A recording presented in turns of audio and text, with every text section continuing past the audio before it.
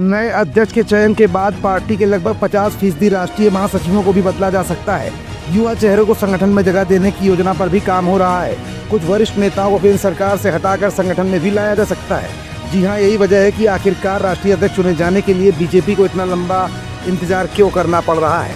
दरअसल महाकुंभ के बाद से लेकर अब तक ये माना जा रहा था कि संगठन में बड़े फेरबदल होंगे और राष्ट्रीय अध्यक्ष का चुनाव जल्द ही हो जाएगा, लेकिन महाकुंभ खत्म हुए 2 महीने बीत चुके हैं। ऐसे में अब संगठन में फेरबदल की संभावनाएं क्यों देरी की तरफ इशारा करती दिख रही हैं, तो इसका जवाब भी अब जान ही लीजिए। ये चुनाव अब अगले महीने तक टल सकता है, जबकि ये चुनाव इस साल जनवरी में ही होना था।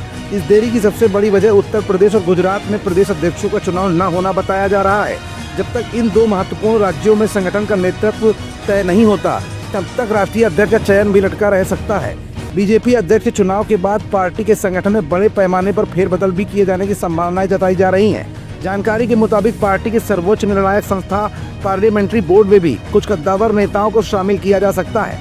पार्टी फिलहाल ऐसे नेता की तलाश में है जो न केवल संगठन को मजबूती से संभाल सके, बल्कि पार्टी को चुनावी दृष्टिकोण से भी दिशा दे सके।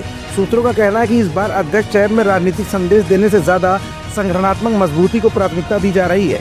नए अध्यक्ष के चयन के बाद पार्टी के लगभग 50% राष्ट्रीय महासचिवों को भी बदला जा सकता है। युवा चेहरों को संगठन में जगह देने की योजना पर भी काम चल रहा है। कुछ वरिष्ठ नेताओं को केंद्र सरकार से हटाकर संगठन में भी लाया जा सकता है।